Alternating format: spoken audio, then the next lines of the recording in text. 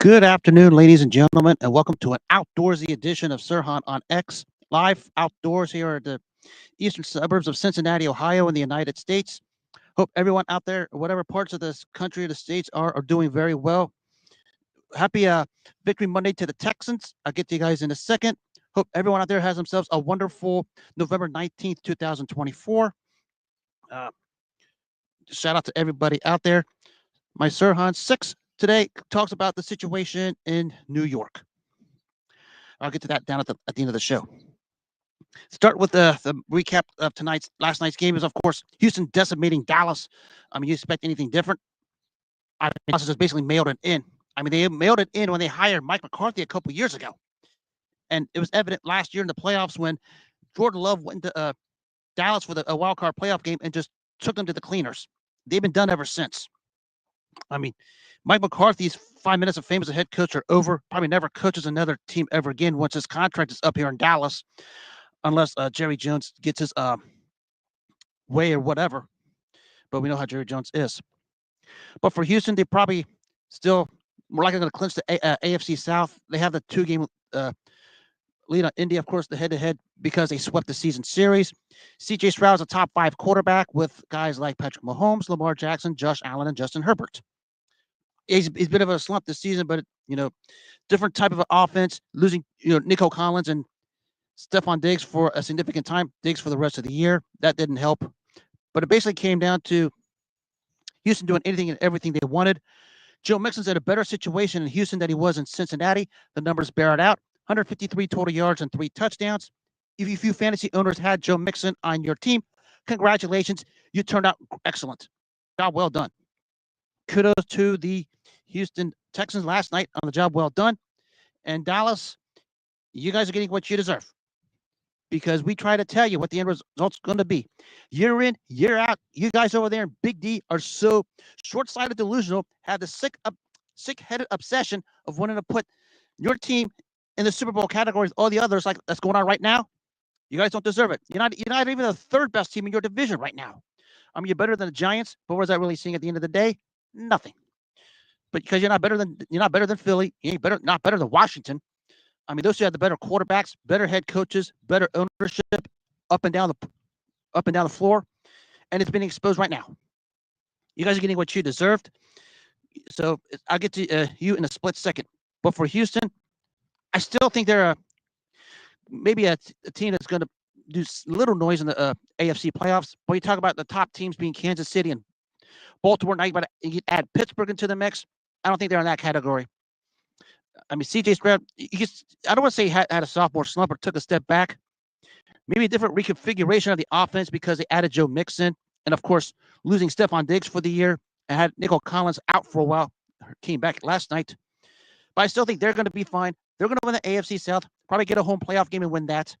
Probably against this, more likely the second-place team in the AFC North because Baltimore and Pittsburgh are going to finish with at least 11 wins apiece. So kudos to Houston on the job well done last night. Which leads me to the topic of the famous owner of Dallas, Jerry Jones. Ever since he fired Jimmy Johnson back in 1994 after they went back-to-back, this is who he's become. He's been this way for 30 years. Everybody around the world think he's somebody different. He isn't. This is who he is. He wants to be the reason everything happens.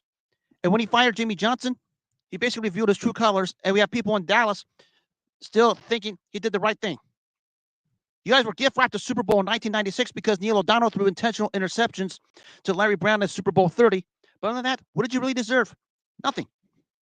Your top three, you basically let your big three become just a bunch of glossy, used-up characters instead of great players like Troy Aikman, Emmitt Smith, and Michael Irvin at that time.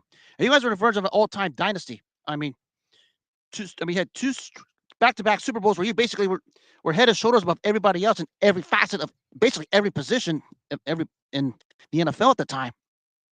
But since he fired him, we're seeing what Jerry Jones's colors are made of.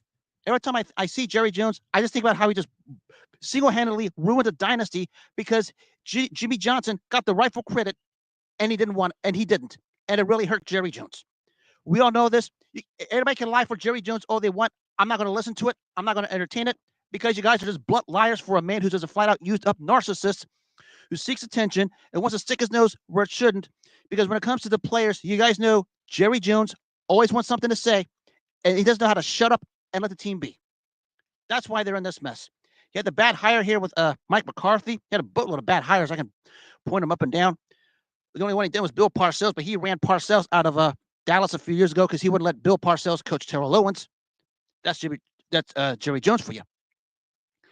But Jerry Jones right now is getting the karma he's had coming to him for the better half of 3 decades. How he just tore up a potentially all-time great sports dynasty, not just NFL dynasty, all-time great dynasty, because that Dallas team was, talk about fully loaded, top to bottom, almost every position at both sides of the ball. You could probably say they had the best ever at that position at the time. I mean, some arguments in some other ways, but as a team, they knew how to put it together. They knew how to gel, and that's why they were the cream of the crop from in '93 and '94 when they went back to back, and that bothered Jerry Jones. And he still hasn't been a man enough to say why. Jerry Jones right now is getting exactly what he deserves, and so too are the Cowboys fans who wanted to stick it out with him and still think year in and year out they belong in the conversation as all the other teams in NFC and the AFC when it comes to playoff contention. You're getting what you deserve. Shut your mouths. You made your bed. Get off the app, go lie in it, and take Jerry Jones with you because you're all getting what you deserve right now. Just flat out shut up. That's what I got to say about Jerry Jones. There's going to be more at the time. The only way Dallas is going to do anything of relevance is if he decides to zip his lips and get the hell out of the team and pass his ownership onto somebody else, because that city, that team has always been a huge, huge football town for many reasons, for the longest time called America's team. But for you guys in Dallas, you're getting exactly what you deserve right now. Quit sucking up to Jerry Jones. If you want to suck up to Jerry Jones, get off the app, go lie in the bed you made because you deserve it. Now to speaking of one situation, to another situation that's going on here again. Now we have Bengals fans going on to the social media apps once again. Now they're going after Bengals players. Apparently someone went after Geno Stone, one after Cam Taylor-Britt. One person was through a jersey burning celebration in terms of Cam Taylor-Britt because, for whatever reason, because he's a coward. We have people still defending that $55 million quarterback, thinking he's an MVP conversation when he's not. When are you guys going to get it? This is why I stopped dealing with you guys, and this is why. And I'll just say this one time I go to a short segment with this. This is why I stopped dealing with you guys. You guys have become the reason this is happening right now. The reason, not a reason, the reason. Not the players, not the ownership, not anybody else. You guys. The more you do this, the more you stick your nose in the business, the more you get what you deserve. Just like they're getting in Dallas, just like they're getting in both teams in New York, just like they're getting in Cleveland, you guys are too. But the problem is, you guys are the reasons. Not the players, not the ownership, not the coaches. You guys. You're forcing so hard for ownership to fire the entire coaching staff for whatever reason. You didn't even specify what the reason is. More because you guys have a personal vendetta. That's why I stopped dealing with you. But now you want to go ahead and attack players, just like you did to Zach Taylor's wife a couple weeks ago on social media. That's why I quit dealing with you guys. That's why I said all along, since you guys carry yourselves like a bunch of disgusting cowards after the playoff loss to Pittsburgh in 2015, you guys are just flat out an embarrassment. I mean, I dealt with Mike Tyson fans in the 80s, and they were an embarrassment. You guys found a way. You guys are finding a way to trumpet real bad. As I said, everybody else, you got a problem with that? You made that bed. Shut up and go lie in it. And if you want to follow Joe Burrow to New Orleans when he leaves at the end of the decade, go ahead. We will miss your sorry ass because you guys are just flat out bandwagoners riding the coattails of a $55 million quarterback who can't even garner you necessary wins right now. Not saying it's all his fault, but don't exempt him from anything. That's where you guys have become the problem. I'll be dealing with you guys at the end of the season because I have a lot to get off my chest with you guys, but I'm going to say that. Now it takes care of my football talk. Getting a little dreary out here. I can see he's gotten gray behind me in Cincinnati, but I've done talk shows in rain, snow, and ice before. Now I'm going to get to the boxing game because I see my followers out here. The official announcement today of David Benavidez versus David Morrell. I want to see what kind of a man David Benavidez is. I want to see if David Benavidez is a man or a coward, because he's one of those two. He's taking on David Morrell, who didn't look good but not great in his last fight.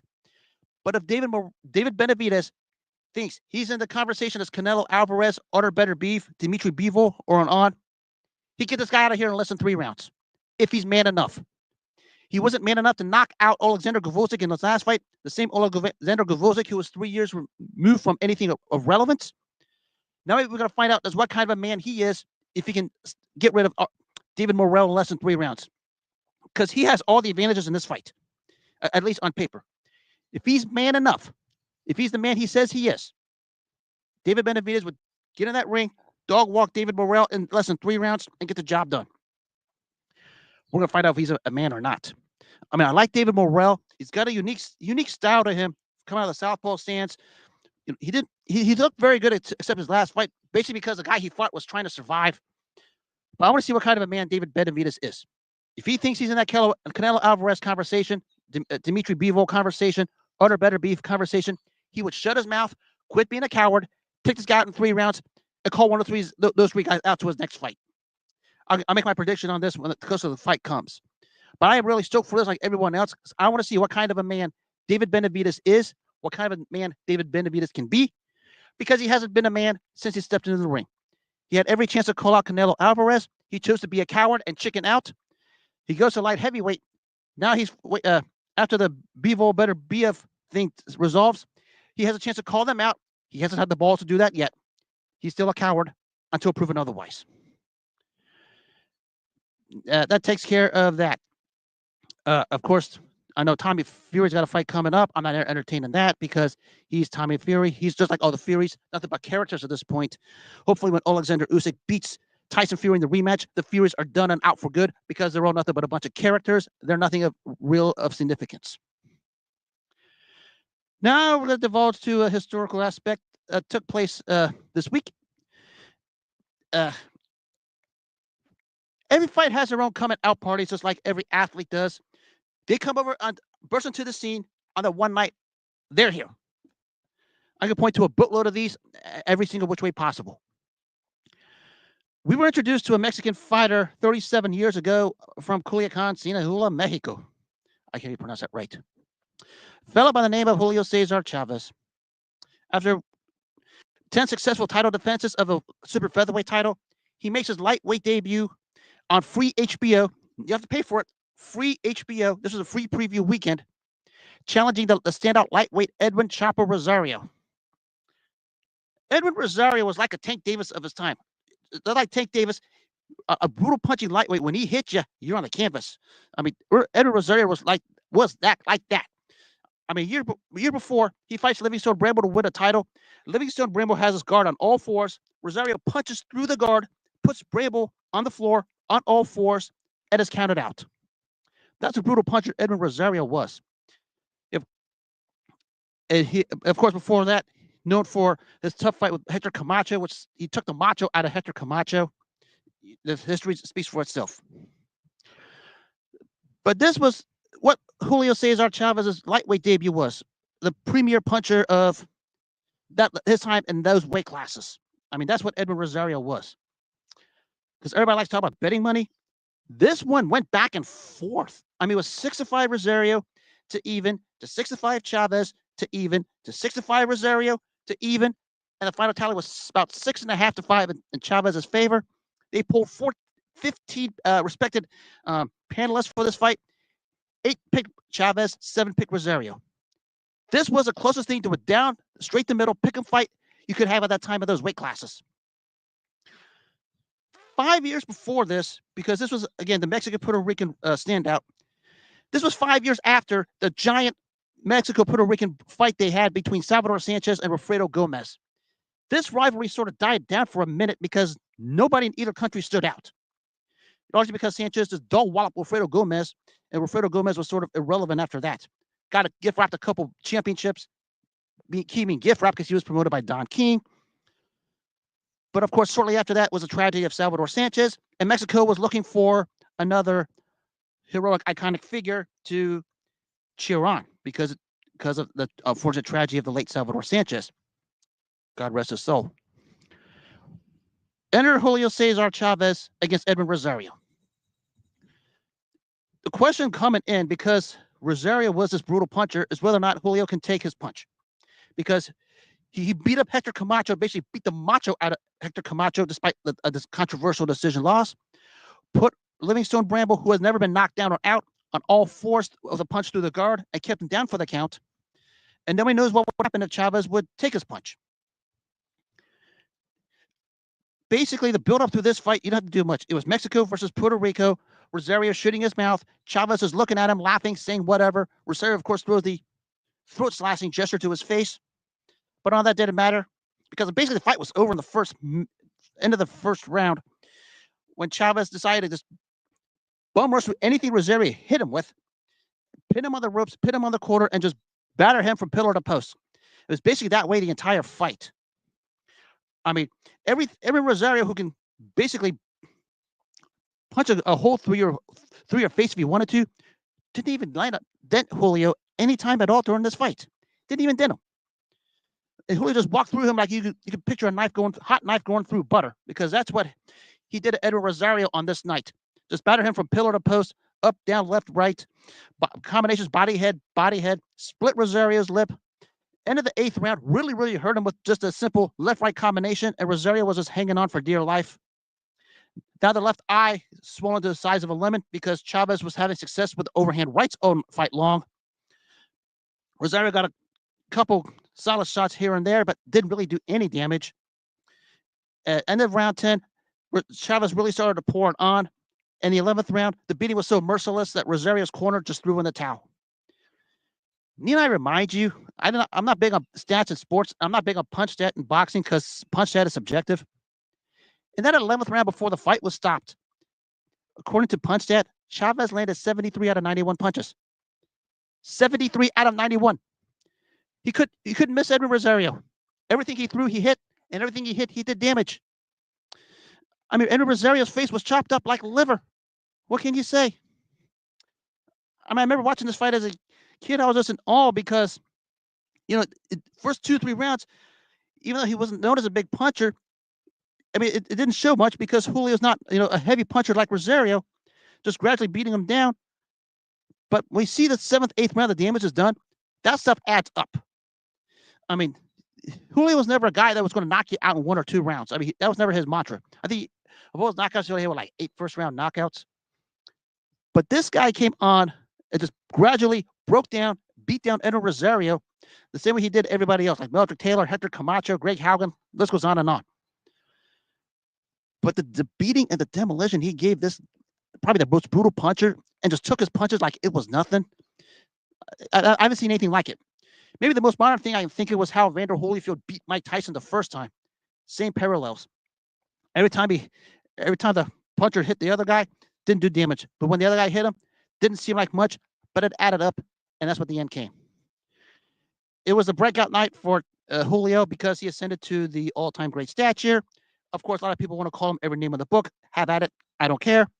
You could probably say top 25 all-time great. Like in that lightweight division, definitely a top 10, lower half of it. Largely because there wasn't much really to clean out at that point. But from 87 to 90, from the Rosario fight to the Whitaker draw, which was really a loss for him. Everyone knows what happened. The best fighter in the world. Other names in the category, Pernell Whitaker was catching up to him at that point from after 90 and on. But from that night, he won the distinction of the best fighter in the world to that night against Pernell Whitaker, which everybody knows what really happened. Whitaker really won that fight. But it doesn't diminish anything that Julio did. Because if it did, we're not talking about Pernell Whitaker as the best fighter pound for pound after that fight. Just get that out of the way. But for Edwin Rosario, he got the kind of a beating that he never recovered from. He did win a couple belts, but really the end came in 92 when he fought a journeyman named Akinobu Hiranaka, which he was just bum rushed in less than a minute. Fight was essentially over. You could tell the beating that Chavez gave him was just too much. And that fight basically was the end for him. Of course, he later himself got into substance abuse and a bunch of other things till he died in, I believe it was like 1997. But for his time, Edwin Rosario was one of the more brutal punchers in the sport. Just anything he did to Julio Cesar Chavez 37 ago, Didn't even matter. Julio was walking through him like a hot knife through butter. It was beating his butt all over the Las Vegas Hilton in Las Vegas that night. It was basically his coming out party. Where at a time when the four kings of Leonard, Hagler, Hearns, and Durant started to hit their downturn, and maybe Marvin Hagler's case retire, he became the premier fighter south of the heavyweight division for quite a while until some of the other guys started to come around. But that mantra, best fighter pound for pound, you can legitimately say, regardless of what the hell these publications like Ring Magazine and Boxing World had to say, he was the best fighter in the world pound for pound, and there's nothing anyone can say about that. He earned that distinction by taking out the premier lightweight of that time, the premier punching lightweight of that time, and just rubbed him off. It was a coming out party. Chavez turned out to be the premier fighter of Mexico, which was a fulfillment after the tragedy of Salvador Sanchez. Rosario never achieved the status of among the great Puerto Rican fighters ever. Case of a fighter that was good enough to win titles, but couldn't get the job done when it came to defending them. This was another case of it. But Julio Cesar Chavez, say what you want, have at it. I'm not going to argue. In my opinion, a top 25 all-time great. Now, as I wrap this up, the Sirhan 6. Today, we're going to travel to New York. This has to do with the big news today that came out that was sort of it's long overdue, but we know what the reason for it is. This was a firing of the Jets general manager Joe Douglas. Well, first of all, I think this was 3 years too late, but we know why what the driving force of this is. They have a 40-year-old narcissist coward at their starting quarterback who wants everything done his way, and if not, he's going to throw a hissy fit. The biggest narcissist coward, probably walking God's green earth right now, is the starting quarterback for the New York Jets. You know who his name is? I'm not giving him the time of day for it. The New York Jets have been a hot mess forever. They've been known to take on dwindling quarterbacks with a name, thinking they're going to rekindle the fire the same way Joe Namath did way back when they beat the Colts in Super Bowl III to win that Super Bowl. It doesn't work that way in today's NFL anymore. I mean, they had Brett Favre there. They had Chad Pennington. They had Vinny Testaverde. I could go on and on. Now, this coward. You know, I remind you that Zach Wilson has a better winning percentage as a New York Jet than this guy does right now. And yet, all you guys in New York were so sick-headed obsessed with wanting Zach Wilson out the door. Sick-headed obsessed. Look at where you guys at now. How are you going to explain yourself? Great. Joe Douglas has had some solid drafts the last couple of years, especially the most recent ones when he had Garrett Wilson and Sauce Gardner. Had some nice pieces, had some solid drafts. But it came to actually putting the whole of the team together. That's where he failed. And the problem is there was no accountability whatsoever from owner Woody Johnson, who's getting just trashed right now, and rightfully so, because he doesn't even give a darn. I mean, you're in New York City, one of the media darlings of the world, especially when it comes to the NFL, and this is happening to you, and you don't even give a darn. I mean, you found a way to have as bad of a record as a New York Giants, and that's saying a hell of a whole lot right now, given how bad the Giants are.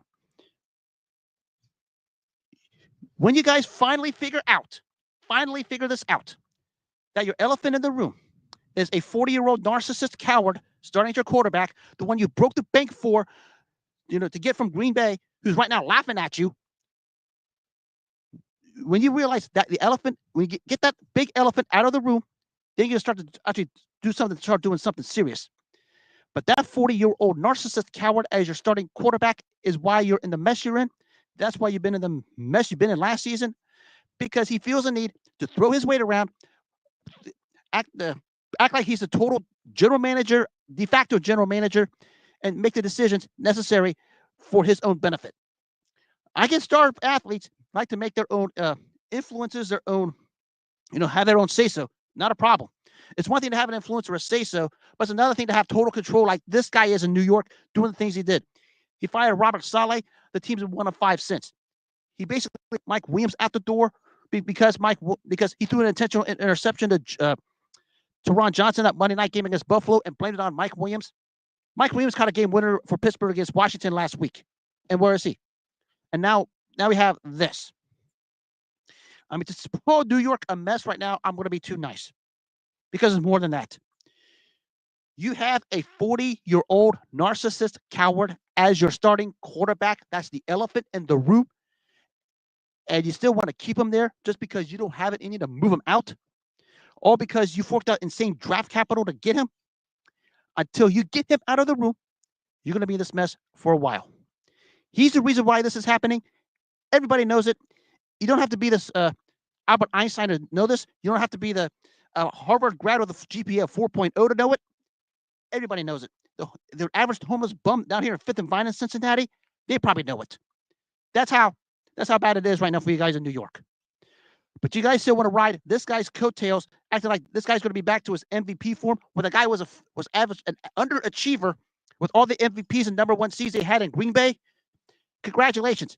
I hope you're enjoying yourself going down with that sinking ship because you're the ones that made that bet a long time ago. If you want to lie in it, shut up, get off the app, go lie in it with them because you guys are sinking and sinking faster than the Titanic. Not even Enron stocks way back when fell as fast as this. It's unbelievable. How in the hell are you going to let a guy like him just manipulate and articulate as a narcissist that he is to do these things? Granted, I will admit, Joe Douglas's record didn't validate him keeping a job much longer. I mean, I give you guys that. But still, you should let that run its natural course and see what Woody Johnson actually did. Don't get your nose in the business. Pin it on Woody Johnson. Let him make the decision whether he wanted to keep Joe Douglas or not. Because we're coming down to a disaster was basically chaotic and claustrophobic to where I don't know how you guys are going to recover from this. It's going to take getting that narcissist coward of a starting quarterback to begin with. Now, mind you, his cap hit over the next 2 years totals $86 million. Good luck trying to get that elephant out of the room. You made that bet. Shut up and go lie in it. Good luck trying to put a team together because you guys were counting your egg for the hatch thinking you guys want to overtake Buffalo for the AFC East title this season. Buffalo just came off their biggest regular season win in a while. You guys are there sitting in the basement. You find yourselves worse than the New England Patriots right now. That's something that's incomprehensible and inexplainable. How do you manage to do that? When you have this 40-year-old narcissist quarterback who has regular season awards and basically aligned himself to, some of you guys call him the greatest ever, when he hasn't done anything of significance other than get one gift-wrapped Super Bowl and choke 4 times as the number 1 seed in Green Bay. You think that guy's coming back? He's gone. He was gone the day he came over here because Green Bay wanted to get rid of him as much as he wanted out. Actually, you could maybe argue Green Bay wanted to get rid of him more than he wanted out of Green Bay. And right now, Green Bay is doing pretty good without him. I mean, Jordan Love, they got their piece in Jordan Love, and they're rolling with him, and they're going to be doing fine with him. Good luck in New York, and good luck having that narcissist coward as a starting quarterback because you guys are going to be where you're going to be at until the end of time, and this whole thing just takes care of itself, which is not going to be for another couple years. Good luck in New York. And on that note, that is the Sirhan 6, and that wraps up this outdoorsy edition of Sirhan on X. You see, he's got a little dreary outside. Actually, it's not supposed to rain, but a little bit cloudy for, I think it's like about 5 o'clock. Actually, she might go get a show about roughly around 30 minutes. But until then, I hope everyone out there in the social media world and all over the world has themselves a wonderful day. Enjoy the rest of the 19th of November, 2024. I will be back tomorrow night with my weekly picks for the NFL. I'll be focusing on the playoff implications because some of the games are absolutely right now. But until then, enjoy the day. Enjoy the rest of the night. Enjoy tomorrow. Take care of yourselves. Make self-care a priority. That's always should be your number 1 option. No excuses otherwise. And God bless.